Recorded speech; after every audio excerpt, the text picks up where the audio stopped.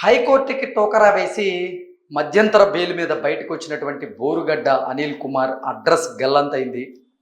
బోరుగడ్డ అనిల్ కుమార్ ఆయన మధ్యంతర బెయిల్ గడువు ఈ రోజుతో ముగిసినటువంటి నేపథ్యంలో ఆయన మాత్రం ఈరోజు రాజమండ్రి జైలుకి వెళ్ళి అక్కడ జైలు అధికారులని కలవాల్సి ఉంది. కానీ బోరుగడ్డ అనిల్ కుమార్ మాత్రం ఇప్పటి వరకు రాజమండ్రి జైలుకి వెళ్ళలేదు. అక్కడ జైలు అధికారులను కూడా కలిసేటువంటి ప్రయత్నం అయితే చేయలేదు.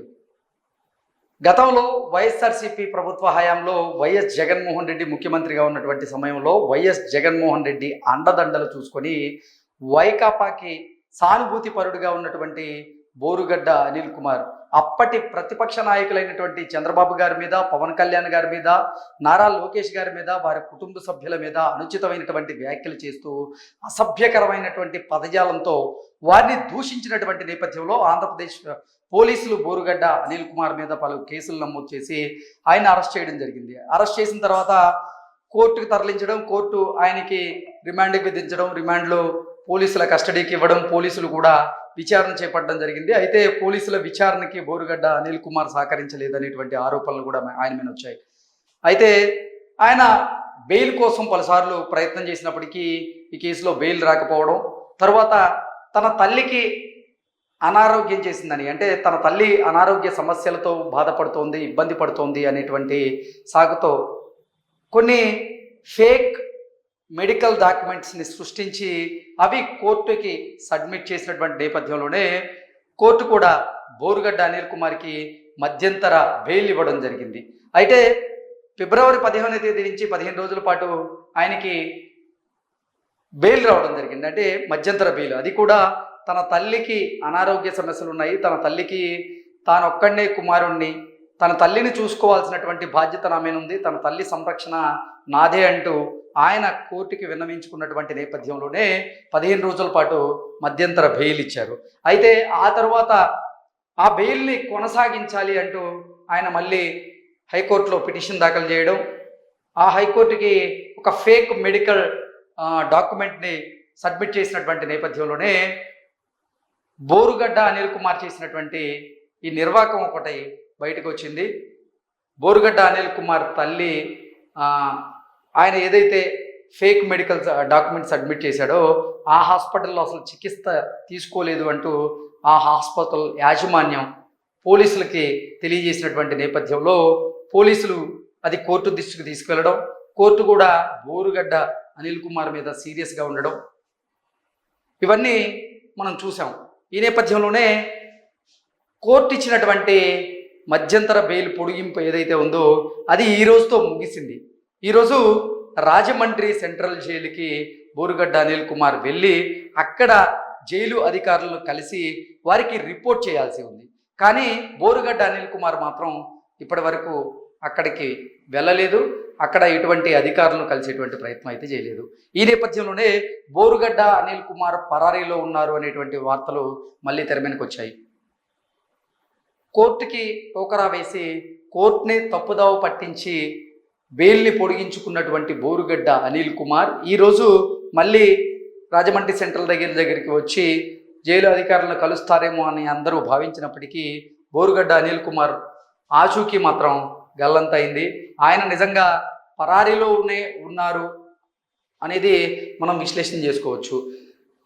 ఆయన మీద ఇప్పటికే పలు సెక్షన్ల కింద కేసు నమోదైనటువంటి నేపథ్యంలో కోర్టు తప్పుదావ పట్టించినటువంటి మరో కేసు కూడా ఆయన మీద అంటే ఆ కేసు కూడా ఆయన మీదకి వచ్చేటువంటి అవకాశం ఉంది. మరికొన్ని సెక్షన్లు కూడా యాడ్ అయ్యేటువంటి అవకాశం ఉంది.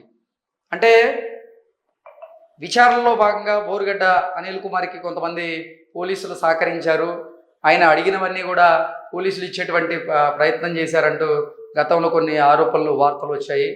బోరుగడ్డ ఆయనకి చుట్టుపక్కల ఉన్న వారి అందరినీ కూడా మేనేజ్ చేసేటువంటి దాంట్లో దిట్ట అంటూ కూడా కొన్ని వార్తలు మనం చూసాం. ఈ నేపథ్యంలోనే ఆయన అందరినీ మేనేజ్ చేసినట్లుగా కోర్టు కూడా నేను మేనేజ్ చేయగలనేమో అని భావించారో, లేకపోతే కోర్టులు నన్నేం చేస్తాయని భావించారో తెలియదు. కానీ తప్పుడు పత్రాలను సమర్పించి కోర్టునైతే తప్పుదావ పట్టించారు.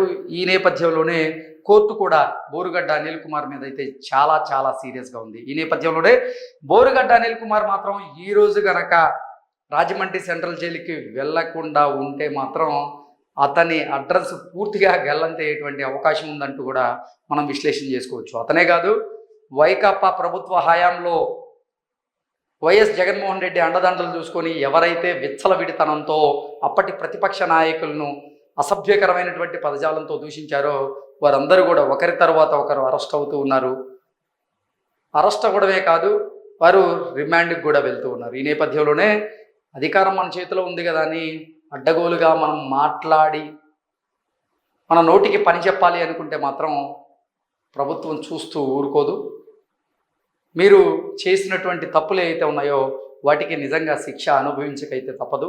అది బోరుగడ్డ అనిల్ కుమార్ గారి విషయంలో తేట తెల్లం అవుతూ ఉంది. ఇప్పటికైనా సరే మీ నోటికి పని చెప్పకుండా, అంటే మీరు రాజకీయపరమైనటువంటి విమర్శలు చేస్తే తప్పులేదు, కానీ వ్యక్తిగతమైనటువంటి విమర్శలు చేస్తూ వ్యక్తిత్వ హననం చేస్తే మాత్రం ఏ ప్రభుత్వం అయినా సరే చూస్తూ ఊరుకోదు. కాబట్టి మీరు మంచి వాతావరణంలో ప్రభుత్వ విధి విధానాల మీద ప్రశ్నించాలనుకుంటే ప్రశ్నించడంలో ఎటువంటి అంటే అభ్యంతరాలు అయితే ఉండవు. కానీ నోరుంది కదా అని చెప్పి నోటికి వచ్చిందల్లా మేము మాట్లాడతాము అంటే మాత్రం దాని పర్యవసానం, దాని ఫలితం మీరు అనుభవించక తప్పదు అనేది బోరుగడ్డ విషయంలో అయితే తెల్లమవుతుంది. గతంలో జగన్మోహన్ రెడ్డి ఉన్నారు, ఆయన చూసుకుంటారు ఏదైనా అని విచ్చలవిడితనంతో బోరుగడ్డ పవన్ కళ్యాణ్ గారి మీద, వారి కుటుంబ సభ్యుల మీద, చంద్రబాబు గారి మీద, అలాగే లోకేష్ గారి మీద ఎలా పడితే అలా మాట్లాడారు. దానికి పర్యవసానమే ఇప్పుడు అనుభవిస్తూ ఉన్నారు. అయితే ఆయన శిక్ష నుంచి తప్పించుకోవాలని భావించారు. తన తల్లిని అడ్డం పెట్టుకున్నారు. తన తల్లి ఆరోగ్యం బాగాలేదని ఒక ఫేక్ మెడికల్ డాక్యుమెంట్ సృష్టించాడు. ఆ ఫేక్ మెడికల్ డాక్యుమెంట్ ద్వారా తనకు వచ్చినటువంటి మధ్యంతర బెయిల్ ఏదైతే ఉందో దాన్ని పొడిగించాలని కోర్టుని ఆశ్రయించాడు. కోర్టు నిజమని నమ్మి నిజంగా మధ్యంతర బెయిల్ని అయితే పొడిగించింది.